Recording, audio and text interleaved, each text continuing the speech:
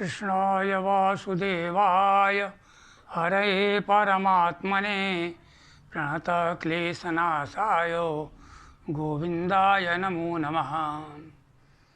रामाय रामभद्राय रामचन्द्राय वेदसे रघुनाथाय नाथाय सीताया पतये नमः।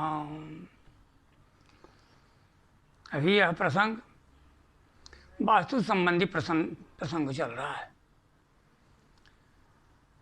वास्तु के लिए सर्वप्रथम भूमि का चयन करना नितांत आवश्यक है।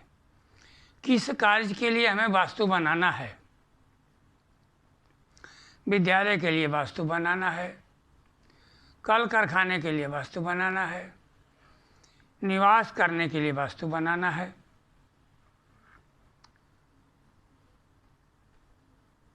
कर्मचारियों को रखने के लिए वास्तु बनाना है। किस चीज़ के लिए वास्तु बनाना है, उसके लिए पहले भूमि का चयन करना चाहिए। भूमि का चयन के लिए भूखंड के गुण दोषों की सूक्ष्मता के साथ में कई दृष्टि से विचार किया जाता है। जैसे मिट्टी का वर्ण, रंग, गंध की दृष्टि से पहला। दूसरा, मिट्टी में उर्वरा शक्ति की दृष्टि से। तीसरा, भूखंड के आकार के दृष्टि से। चौथा, ढाल की दृष्टि से। पांचवा, परत दर परत मिट्टी की दृष्टि से। और छठवां, भूमि की दिशाओं की दृष्टि से। इतने पहलुओं पर सर्वप्रथम ध्यान दिया जाता है। चलिए आज हम आपको मिट्टी के वर्ण की दृष्टि से इस पर विचार डाल रहे हैं। 4 प्रकार के मिट्टी के वर्ण होते हैं। जो भूमि श्वेत वर्ण की हो, स्पर्श करने में कोमल हो, इसमें मधुरता का आभास हो, सुगंधित हो, वह भूमि ब्राह्मण भूमि कहलाती है। यह भूमि वास करने के लिए सर्वोत्तम भूमि होती है। इसमें सभी लोग वास कर सकते हैं। दूसरी भूमि जो रक्त वर्ण की होती है, स्पर्श करने में कठोर होती है, उसमें से रक्त का गंध आता है सूंघने पर, कसैले स्वाद वाली होती है। यह भूमि क्षत्रिय वर्ण की होती है। इसमें बल का पराक्रम करने वाले, तेज, वीरता वाले, मिलिट्री में काम करने वाले, लड़ाई झगड़ा करने वाले, इस प्रकार के लोगों को वास करने के लिए वो भूमि श्रेष्ठ और उपयुक्त होती है। तीसरे रंग नंबर की भूमि जो हरे अथवा पीले रंग की भूमि होती है, मृदुल गंध वाली, मीठे गंध वाली होती है। स्पर्श करने से न ज़्यादा कोमल न ज़्यादा मुलायम, स्वाद में इसमें खट्टा स्वाद आता हो, वो वैश्य वर्ण की भूमि होती है। ऐसे भूमि पर व्यवसायिक कार्य करने के लिए, बाजार के लिए, मॉल बनाने के लिए, व्यवसायिक कार्य के लिए यह भूमि उत्तम होती है। चौथे नंबर की भूमि जो श्याम वर्ण की भूमि होती है, काले रंग की भूमि होती है, स्वाद में कड़वा होती है, छूने पर अत्यंत ही कठोर होती है, वो शूद्र वर्ण की भूमि होती है। इस भूमि पर जो परिश्रम से काम करने वाले हैं, बड़े बड़े कल कारखाने लगाने हैं, फैक्ट्रियां लगानी है, तो ऐसे भूमि पर बनाना चाहिए।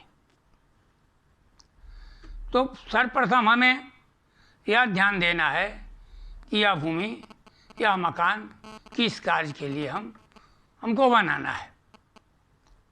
यह जो वर्ण परक है, उस वर्ण वाले को भी उस भूमि में वास करने से लाभ होता है। जो शिक्षा से संबंधित लोग हैं, अध्यापक हैं, वकील हैं, संगीत करने वाले हैं, जो पठन पाठन वाले हैं, विद्यालय के लिए, ये सब जो श्वेत वर्ण वाली भूमि, जो ब्राह्मण वर्ण की भूमि बताई गई है, उसमें वो श्रेष्ठ माना जाता है। तो सर्वप्रथम हमें यह चयन करना चाहिए कि हमें वास्तु किस निमित्त बनाना है, तो उस दृष्टिकोण से हमें भूमि का चयन करना चाहिए। दूसरा नंबर आता है उर्वरा शक्ति के अनुसार भूमि का चयन करना।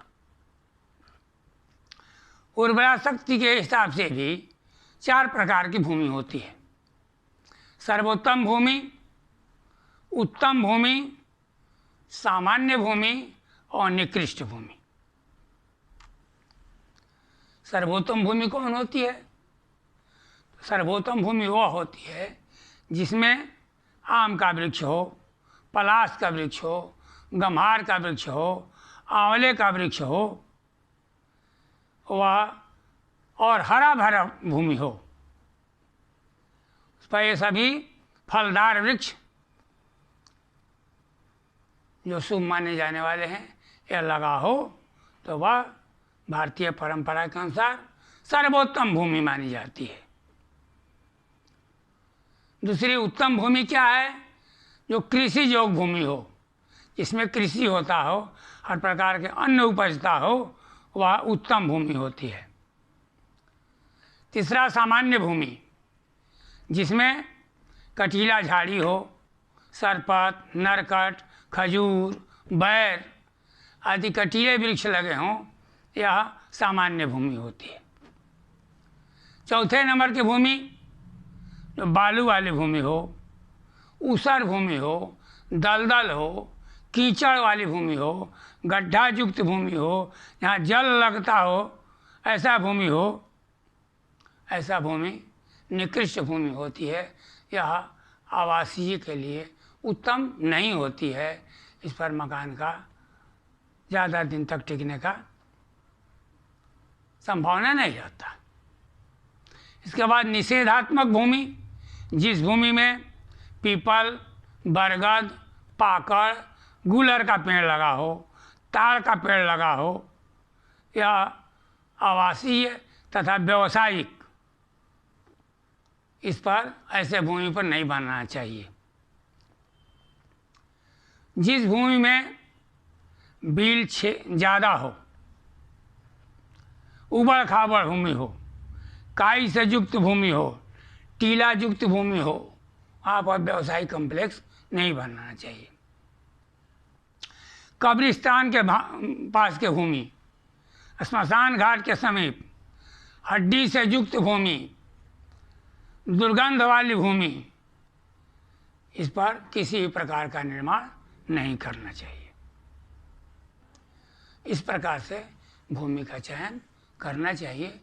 यह छोटा छोटा सामान्य रूप से हम आप लोगों को सूत्रवत बताते हैं, इसको लिख लीजिए या दिमाग में धारण कर लीजिए, क्योंकि बहुत बड़ा बड़ा मैं नहीं बताऊंगा, छोटा छोटा ही बताऊंगा, और इसे आप लोग समझिए और ज़्यादा से ज़्यादा लोगों को बताइए, ज़्यादा से ज़्यादा लोग इसका लाभ उठा पाएँ। सब लोग ज़्यादा से ज़्यादा शेयर कीजिए, सब्सक्राइब कीजिए, कि ज़्यादा से ज़्यादा लोगों को इसका लाभ मिल जाए। जय श्री कृष्ण।